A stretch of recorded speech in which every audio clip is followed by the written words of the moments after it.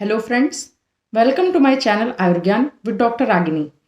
तो जैसा कि मैंने आप लोगों से कहा था कि मैं अपने चैनल में आप लोगों को ऐसे लोगों से मिलाऊंगी जिनका एमओसीएच यानी कि मेडिकल ऑफिसर कम्युनिटी हेल्थ में सिलेक्शन हुआ है और उनका जो एक्सपीरियंस रहा है इस इंटरव्यू के टाइम पे, जो प्रोसेस उन्होंने फॉलो किया या जो कुछ क्वेश्चंस उनसे पूछे गए, उसके बारे में मैं आप लोगों को बताऊंगी।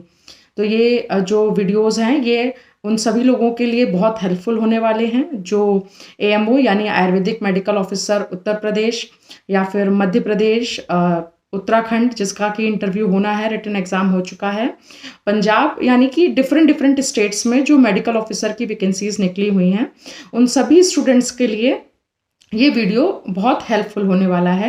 उन्हें ये समझ में आएगा कि किस तरीके से आपको आयोग में पहुंच के क्या क्या चीज़ें होती हैं और किस तरीके से आपको इंटरव्यू रूम तक पहुंचाया जाता है और वहां जाकर आपको किस तरीके से क्वेश्चन आपके सामने पूछे जाते हैं आपसे और कैसे आपको इन क्वेश्चंस को आंसर करना है और किस तरीके से जिस क्वेश्चन का नहीं आता है आंसर उसे छोड़ना है, कितना बताना है या क्या नहीं बताना है, इन सब के बारे में आपको पता चलेगा। तो इस सीरीज़ में मैं आपको ऐसे लोगों से मिलाऊंगी जो एमओसीएच यानी medical officer community health Uttar Pradesh में जो अभी एग्ज़ाम हुआ था उसमें सेलेक्ट हुए हैं। तो आज हमारे साथ डॉक्टर अमरनाथ सिंह बॉस जुड़ रहे हैं और मैं सर से कहूँगी कि वो अपना एक्सपीरियंस आप सब लोगों के साथ शेयर करें और आप लोगों को बताएं कि कैसे क्या ड्रेस वगैरह आपको पहन के जानी है और कैसे क्या आपको वहाँ पर अपना बिहेवियर रखना है, कॉन्फिडेंस रखना है, जिससे आपका इंटरव्यू बहुत अच्छा हो। सिलेक्ट हुए हैं इंटरव्यू के लिए जिनको कॉल आया है उन सबको ढेर सारी शुभकामनाएं और बधाइयां हैं मेरी ओर से। मैं डॉक्टर अमरनाथ सिंह, मैंने अपना बीएमएस और एमएस साला के ऋषिकुल आयुर्वेदिक कॉलेज हरिद्वार उत्तराखंड से किया है और 2016 में मैंने अपना पीजी कंप्लीट किया और उसके बाद पंजाब में मैं कॉलेज में असिस्टेंट प्रोफेसर ज्वाइन किया। उसके बाद फर्रुखाबाद में डॉक्टर अनाथ सिंह आयुर्वेदिक कॉलेज में 2 साल रहा और 2 साल से अभी मैं बाबा सिंह दद्दू जी आयुर्वेदिक कॉलेज फर्रुखाबाद में एसोसिएट प्रोफेसर के पद पर कार्यरत हूँ। और जो एमओसीएच का पिछला उत्तर प्रदेश का एग्जाम हुआ था उसमें 270वीं रैंक मेरी रही है। और पिछले बार का एग्जाम तो आप सबको पता है कि खासकर वो ज्यादातर रिटर्न बेस्ड टाइप का हो गया था, लेकिन फिर भी अब हम लोगों ने इंटरव्यू दिया है और आप सब क्या कहते हैं इंटरव्यू देने जा रहे हैं। तो कुछ बहुत जो हमने वहां पे अपना अनुभव किया वो आप तक हम पहुंचाना चाह रहे थे, उसकी कोशिश हम लोगों की थी कि आप उसका फायदा मिल पाए। तो वो सब चीजें आज हम आपके साथ शेयर करेंगे और उसके साथ ही उत्तराखंड का भी रिटर्न एएमओ का मेरा क्वालिफाई हुआ है और इंटरव्यू देना है उसका, उसके बारे में अभी वो पेंडिंग है और वो बात जब होगा वो तब होगा।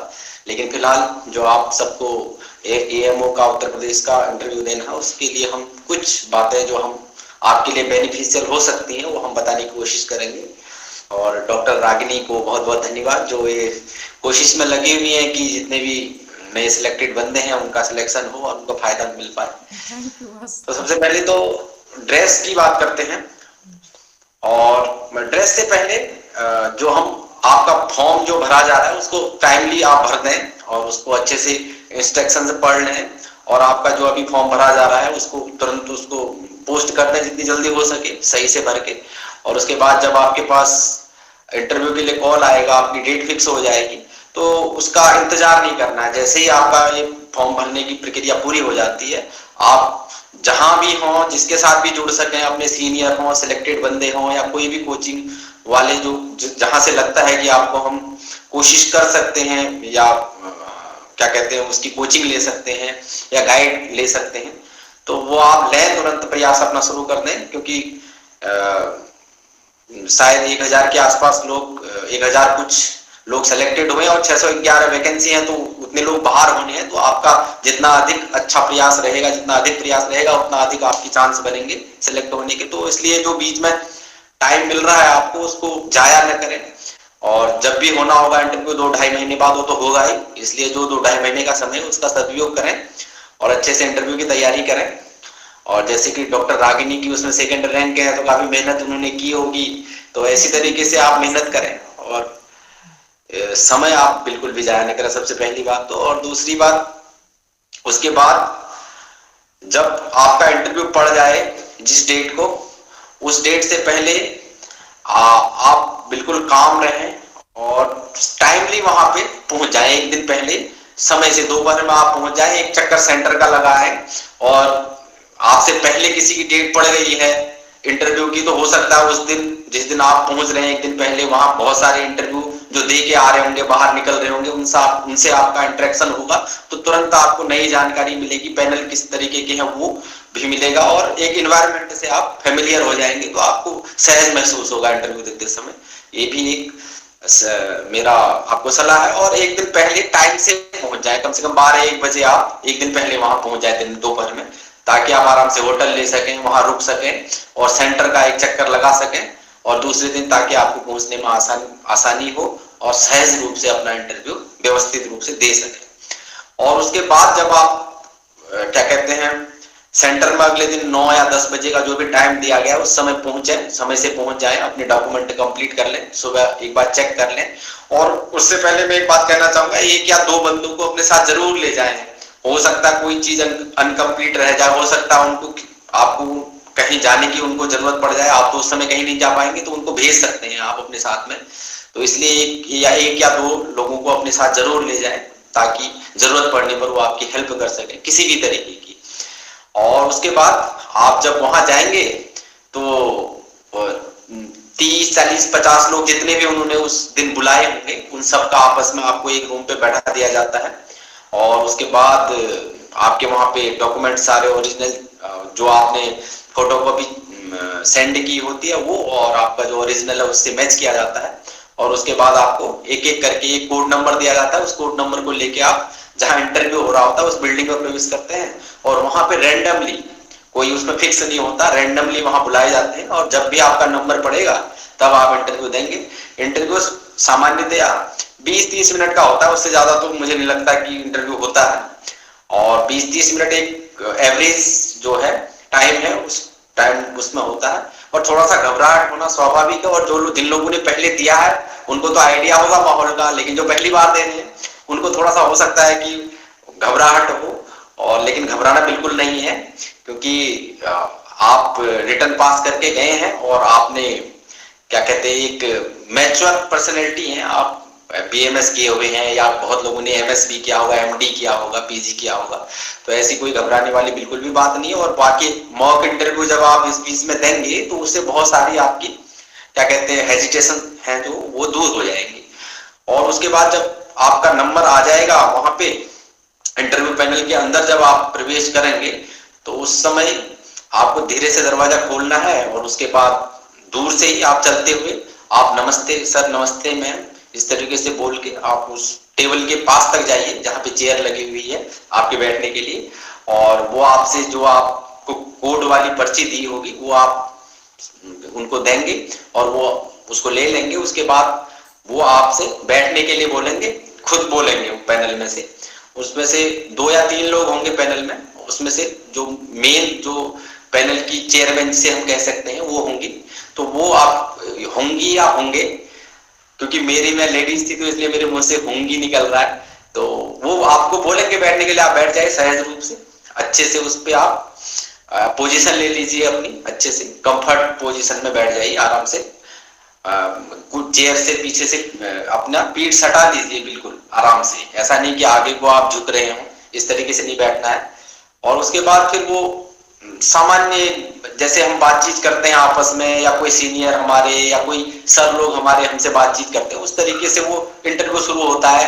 अच्छा जी बताइए, आप अपने बारे में बताइए, या आपने पीजी कौन से सब्जेक्ट में किया है, या आप कहाँ के रहने वाले हैं, इस तरीके से सामान्य रूप में ये शुरू होता है इंटरव्यू। और वहीं से आपका इंटरव्यू शुरू हो जाता है। तो आपके सहज रह के आपने जो वो पूछ रहे हैं उससे रिलेटेड आपको आंसर देते चले जाना, अननेसेसरी कोई फालतू बात नहीं करनी। आपसे आप कहाँ रहते हैं पूछा है तो आप इतना ही बताइए कि मैं यहाँ फला फला जगह रहता हूँ। बाकी फालतू बखान करने की जरूरत नहीं है, जी मैं पैदा यहाँ हुआ, या मैं फिर बाद में पढ़ाई करने वहां चला गया, वहां इतना ज्यादा आपसे सामान्य रूप में वो पूछ रहे हैं कि कहाँ के रहने वाले हैं, तो आप एक कॉमन जहां से आप रहते हैं, बिलोंग करते हैं, या जो डोमिसाइल जहाँ का आपका है वो बता दीजिए बस। और उसके बाद फिर वो क्वेश्चन का सिलसिला जारी होगा। अब जो लोग केवल ग्रेजुएशन किए हैं, बीएमएस किए हैं, तो वो थोड़ा चिकित्सा पोर्शन पे ज्यादा ध्यान दें, चिकित्सा वाला पार्ट और आयुर्वेद वाला खासकर वो बेसिक अपना अच्छा रखें, चरक चिकित्सा का पार्ट अच्छा रखें। और उसके अलावा हम तो पीजी वाले थे, तो और जो पीजी वाले ज्यादातर लोग होंगे, जो लोग भी होंगे, उनसे ज्यादातर पीजी वाला सिलेबस मान के चलिए 80 से 90% उसमें से, इस बार तो जो हमारा हुआ था इंटरव्यू उसमें से पीजी वाले जितने थे 80 to 90% पीजी वाला सिलेबस पूछा गया था। लेकिन इस बार हो सकता है 50-50, लेकिन एक संभावित जो एरिया है पूछने का, अगर आप पीजी हैं तो एक अच्छा खासा एरिया आपके पास संभावित है। और पीजी जिसने किया है 3 साल, तो वो उसका कमांड होगा ही होगा उसमें, तो उसमें ज्यादा बहुत घबराने की जरूरत नहीं है। लेकिन बेसिक चीज है उसमें आज अच्छे से तैयार करके जाइए, बार बार मॉक इंटरव्यू में उन चीजों को प्रैक्टिस करके जाइए, तो वो अपने आप फॉलो में वो निकलती चली जाएंगी, तो उसमें कोई दिक्कत वाली बात नहीं है। और जो नॉन पीजी वाले हैं उनके लिए थोड़ा सा, जो नॉन पीजी वाले हैं उन्होंने किस तरीके से तैयारी की है वो ज्यादा बेहतर बता पाएंगे, हम उसके लिए सुटेबल नहीं है फिर भी। लेकिन उनसे मुझे जहां तक लगता है कि वो चरक चिकित्सा स्थान अच्छे से करें, और उसके साथ साथ जो कॉमन बेसिक बेसिक डिजीजेस या कुछ इस तरीके की, जैसे पीडिया में होता है वैक्सीनेशन चार्ट, आपको अच्छी तरीके से याद होना चाहिए। और रसशास्त्र की कुछ मेन औषधियों के कंटेंट थोड़ा बहुत याद कर लें, या फिर जैसे आमले की विविधक या इन चीजों के थोड़ा बॉटनिकल नेम कॉमन, कभी रैंडमली कुछ पूछ दिया और आपको ना आए तो उसका बैड इंप्रेशन पड़ सकता है, और ये कॉमन टॉपिक हो सकते हैं पूछने के लिए। लेकिन चरक चिकित्सा मुझे लगता है कि जहां तक वो तो आप अच्छी तरह कर ही कर लें। बाकी जिन्होंने बीएमएस किया हुआ है, जो केवल बीएमएस है, उन्होंने किस तरीके से इंटरव्यू की तैयारी की वो कभी डॉक्टर रागिनी आपको ऐसे लोगों से मिलवाएंगी, और तो वो ज्यादा आपको बेहतर उस बारे में बता पाएंगे। उसके अलावा आपका ड्रेस की हम बात करें तो ड्रेस देखो, हमारा 40 का पैनल था, उसमें से लगभग 25 लोग मेल थे। 25 में से सिर्फ मैं ऐसा था जो स्वेटर पहन के गया हुआ था, बाकी सब लोग आपका सूट पे गए हुए थे। तो मैं घर से ही महसूस करके गया था कि एक तो आदत रही नहीं है सूट पहनने की, तो और दूसरा मुझे लगता था कि मैं इसमें कंफर्ट रहूंगा, तो मैं स्वेटर डाल के चला गया था। नीचे मैंने अंदर से शर्ट पहनी थी और पैंट था, और एक जूते थे वैसे कैजुअल जूते, और उसके अलावा फॉर्मल जूते। उसके अलावा क्या कहते हैं, बाहर से स्वेटर डाला था। लेकिन मेरे हिसाब से जहां तक मैंने महसूस किया उस दिन, मुझे लग रहा था कि हाँ सूट डाल के आ जाना चाहिए था मुझे भी। अगर किसी को बहुत ही ज्यादा अनकंफर्टेबल महसूस होता है सूट में तो ना पहने, अदरवाइज सूट पहन के जाना बेहतर रहेगा आप सबके लिए। और सूट जहां तक है, सूट आप पहन के जा सकते हैं, ब्लैक या ब्लू कलर का ही इंटरव्यू के लिए ज्यादा सुटेबल रहता है, और कलर थोड़ा सा अवॉइड करना चाहिए मेरे हिसाब से भी। और आप कंफर्टेबल होके जाइए और वहां पे बैठिए और सहज रहिए। सबसे बड़ी बात यह है, आप कुछ भी पहने सहज रहें, लेकिन सबसे बड़ी बात यह है, अगर आप सूट पहन के गए और आपका क्या कहते हैं दम घुट रहा है, टाई पहनिए, दम घुट रहा है, आप बोल नहीं पा रहे, वो चीज ठीक नहीं है। उससे अच्छा तो फिर ये है कि आप पैंट शर्ट पहन के या पैंट शर्ट स्वेटर पहन के जाइए, तो वो ज्यादा बेहतर है। और अगर आप कंफर्ट महसूस कर रहे हैं तो सूट पहनने में कोई दिक्कत नहीं है। और इसके अलावा वहां सहज होके आप 20-25 मिनट बैठिए, आराम से आंसर दीजिए। आंसर को आपने खुद कॉम्प्लिकेटेड नहीं करना है, जितना पूछ रहे हैं उतना बताइए, या जितना आपको आता है उतना बताइए। एक्स्ट्रा तभी बताइए जब आपके किसी टॉपिक पे, आपके मनपसंद टॉपिक से क्वेश्चन उठ गया है और आपको अच्छे से आता है उस बारे में, तब आप थोड़ा सा एक्स्ट्रा जा सकते हैं। अदरवाइज एक्स्ट्रा जाने का खतरा मोल नहीं लेना है। और अगर कोई टफ क्वेश्चन आ गया है तो उसके बारे में जितना आपको आ रहा है उतना बोलिए, चुप हो जाइए उसके बाद। और अगर बिल्कुल नहीं आ रहा तो मना कर दीजिए सीधे कि इसके बारे में कोई जानकारी नहीं है, खाली फालतू वहां पे ज्यादा फालतू बोलने की कोई आवश्यकता नहीं है। उसमें गलत इंप्रेशन तो पड़ता ही पड़ता है, और आपके मुंह से आंसर गलत निकल गया या कुछ ऐसी चीज निकल थी कि उसमें फिर फंसते चले जा रहे हैं आप। एक चीज बोली वो तो गलत आंसर दिया, लेकिन वो चीज जो बोल रहे हैं उसके बारे में पूछ लिया, वो भी पता नहीं है आपको, तो फिर इसमें आपका इंटरव्यू अलग दिशा में जा सकता है। तो 80% जो इंटरव्यू होता है वो आप आंसर क्या कर रहे हैं उसी से फिर रिक्वेश्चनिंग होती है, उसी में से फिर क्वेश्चन निकलते हैं, तो इसलिए थोड़ा सा उस चीज का ध्यान रखिए। एक नॉर्मल कन्वर्जेशन की तरह ही इंटरव्यू होता है, और जैसे जैसे आप बात करते चले जाते हैं उसी में से क्वेश्चन निकलते चले जाते हैं, और 15-20-25 मिनट कब चले गए पता नहीं लगता है। और जैसे ही वो आपको खुद बोल देंगे कि अब हो गया, ठीक है आप जा सकते हैं, तो आप चुपचाप उठिए धीरे से चेयर से, और धीरे से आप नमस्ते सर, थैंक यू सर कह के आप बाहर को आ सकते हैं, और धीरे से अपना दरवाजा खोलिए और धीरे से बंद कीजिए। उसके बाद तो आप रिलैक्स हो जाएंगे, अलग ही दुनिया में आप प्रविष्ट हो जाएंगे। तो और बाकी तो यही चीजें मेन बातें हैं जो हमने अनुभव की है इंटरव्यू के दौरान।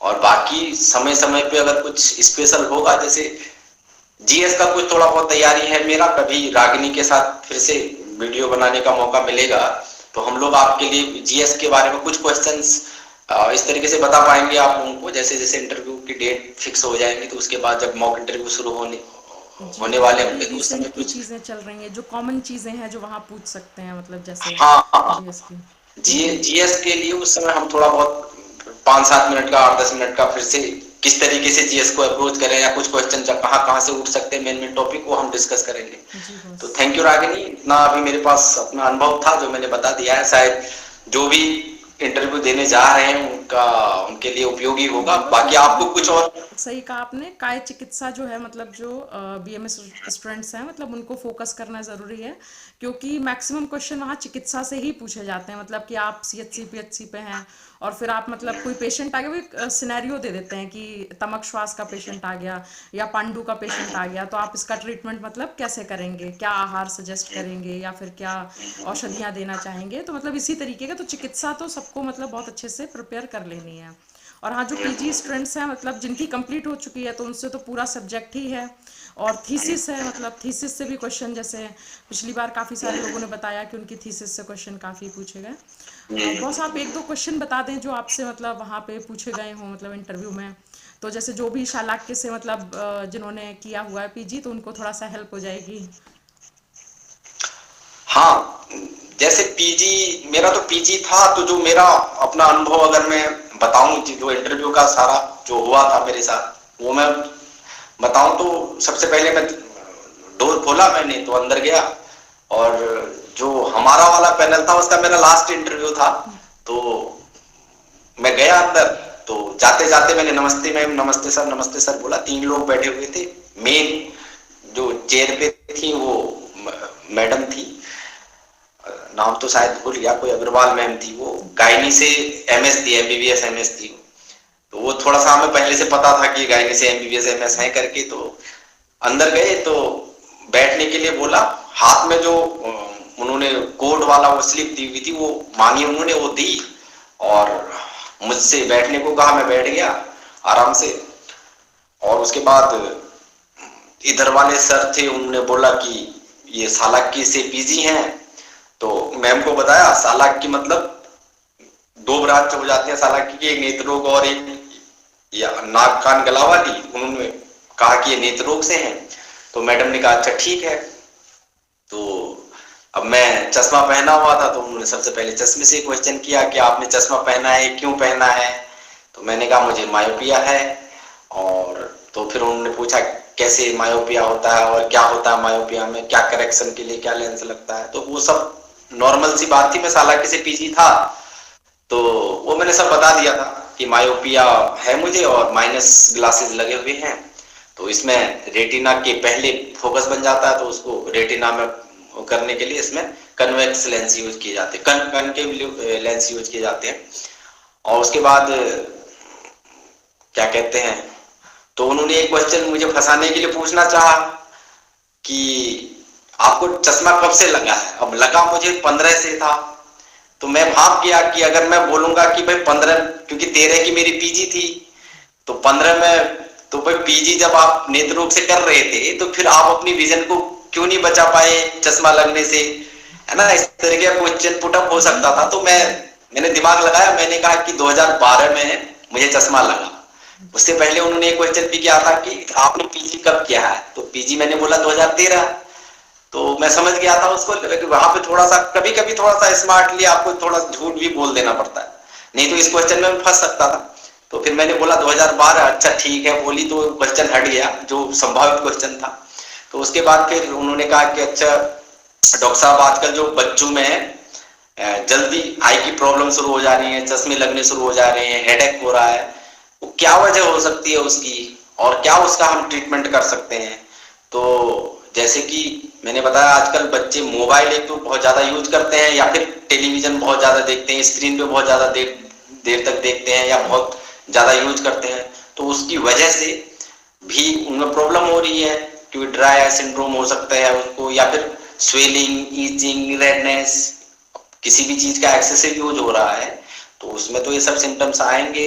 या फिर उसकी वजह से लंबे टाइम पे ड्राई आई जब होता है तो उसकी बाद फिर कॉर्निया के कर्वेचर में चेंज होने लगता है, उसकी वजह से रेफ्रेक्टिव एरर भी रेफ्रेक्टिव एरर डेवलप होने लगता है फिर उसके बाद। तो उन्होंने पूछा अच्छा क्या वजह, और क्या वजह है इसकी। मैंने कहा एक बैलेंस डाइट नहीं है, संतुलित आहार नहीं है, दूध बच्चे आजकल कम पीते हैं, हरी सब्जियां उनको उपलब्ध नहीं हो पाती हैं, गाजर हाजर ये चीजें कम खाते हैं बच्चे, चिप्स विप्स और ये सब जो चीजें आजकल दुकानों में चलती हैं इनको ज्यादा खाते हैं। तो दूध पीना चाहिए बच्चों को, और क्या कहते हैं, हरी सब्जियां खानी चाहिए, गाजर चुकंदर इनको ज्यादा खिलाने की कोशिश करनी चाहिए। तो फिर मैडम ने पूछ लिया कि अच्छा बच्चे तो मानते ही नहीं है, शायद उनका कोई बच्चा रहा होगा जिसको चश्मा वश्मा होगा, बच्चे मानते ही नहीं है तो फिर कैसे करें, कैसे खिलाएं उनको, या कैसे उनको मना करें कि टीवी ना देखें, मोबाइल न देखें।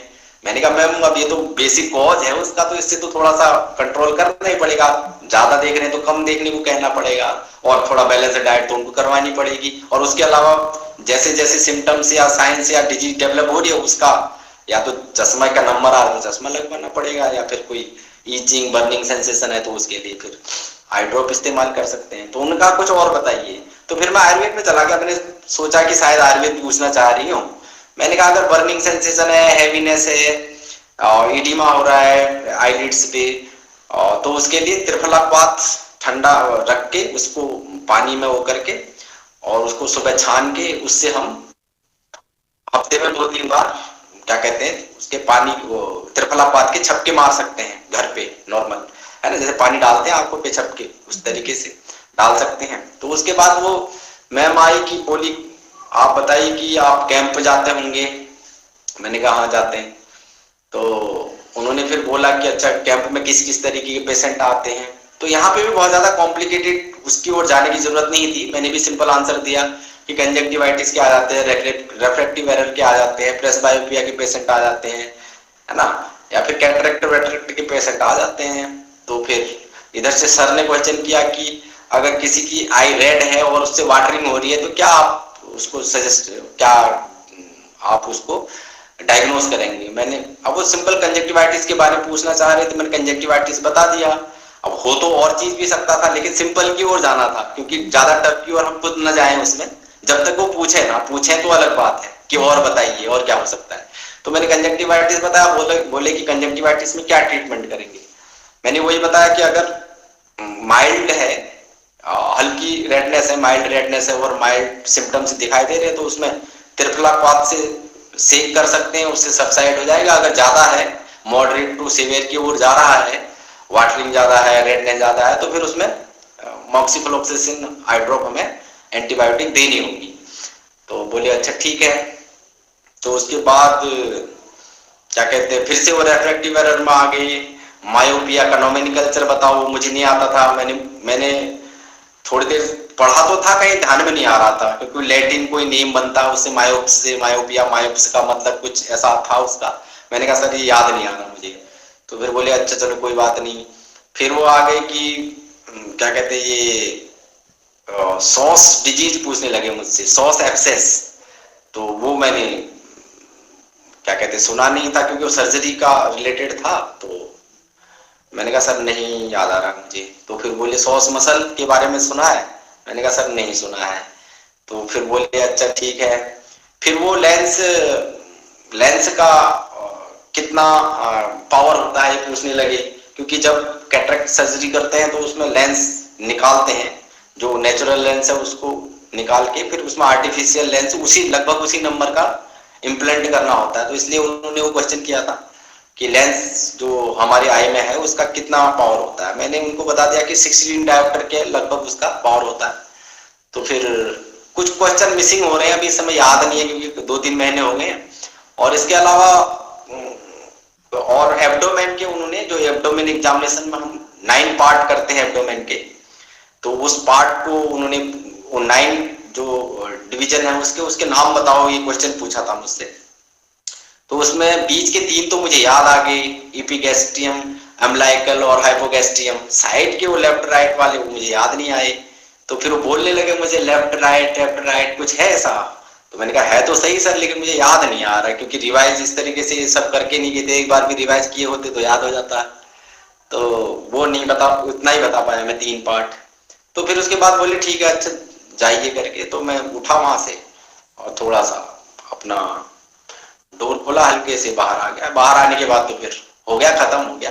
खत्म होता क्या है इंटरव्यू की मेन, जब आप शुरू कर, जब एंटर एंटर करते हैं ना, बस एंटर करने तक डर होता है। जैसे आपने एंटर किया बस उसके बाद तो फिर महाभारत है। आप उधर से बाण आ रहे हैं, इधर से आप आंसर से के बाण करते जाइए, और उसके बाद खत्म होगा इंटरव्यू, चुपचाप बाहर आ जाइए, बस खत्म। टेंशन तब तक है जब तक आप इंटरव्यू रूम पे जा नहीं रहे हैं बस। जी, बस एक बार अंदर जाने के बाद तो फिर सब कुछ आने लगता है।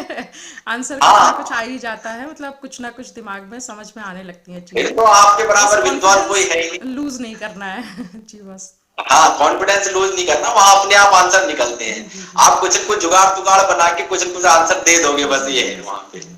और ये है घबराने की कि जरूरत अपनी तरफ से मतलब कुछ भी एक्स्ट्रा नहीं बोलना है, या ज्यादा मतलब वहां पे ब्लफ नहीं करना है कि हाँ हमको नहीं। बहुत हाँ आता है। ये शो ऑफ करने की जरूरत नहीं है, जितना पूछ रहे हैं बस उतना जवाब दो। और बाकी ड्रेस का तो आपने बता ही दिया। लड़कियों का मैंने एक ब्लॉग बनाया था, मतलब उसमें बताया है कि कुछ लड़कियों को मैंने देखा था बॉस के, मतलब बहुत ज्यादा एक्सेसिव मेकअप उन्होंने कर रखा था, पफ वगैरह बनाया था, हम्म, ज्वेलरी वगैरह पहनी थी। तो मतलब मुझे ऐसा लगा कि वहां पे इतना मेकअप या बालों में मतलब इतना हेयर स्टाइल वगैरह बनाने की कोई जरूरत नहीं थी। तो मतलब मेरा ऐसा पर्सनल मानना है, तो ये मैंने बताया था अपने एक ब्लॉग में। तो बाकी तो बॉस थैंक यू। आज आप सीतापुर थे बट मेरे कहने के से आपने मतलब वहां से भी ये वीडियो बनाने के लिए आप रेडी हो गए, तो थैंक यू नहीं बॉस। नहीं, जरूरी था ये। जी बॉस जरूर। बहुत सारे बच्चे देखेंगे जो देने जा रहे हैं एमओ का इंटरव्यू, और उनके लिए बहुत हेल्पफुल होगा। क्योंकि मतलब जब हम भी देने जा रहे थे तो मैं भी ऐसी सर्च करती थी नेट पे कि मुझे भी मिल जाए कि हाँ, फर्स्ट टाइम था मेरा भी, तो आइडिया नहीं था कि कैसे क्या इंटरव्यू होता है, कैसे क्या जाना है। तो बहुत ज़्यादा हेल्पफुल होगा जो लोग ये इंटरव्यू देखेंगे, मतलब आपका ये देखेंगे वीडियो, उन्हें बहुत हेल्प मिलेगी। तो थैंक यू बॉस, आपने टाइम निकाला और टाइम दिया, उसके लिए thank you. Thank you Ragini, ji आपने हमें बॉस। बुलाया। यस, और और आगे भी कनेक्ट बाकी, करेंगे बॉस। कुछ बनता है तो फिर हाँ मतलब बिल्कुल आगे। बिल्कुल, जी बॉस। बिल्कुल बिल्कुल, अभी है हमारे पास मैटर है, अभी जी डिस्कस बॉस। कर सकते हैं बच्चों के जी बॉस। साथ। जी बॉस बिल्कुल, आगे फिर से कनेक्ट करेंगे और फिर करेंगे। जी बॉस। ठीक है, thank you boss. Okay okay, thank you.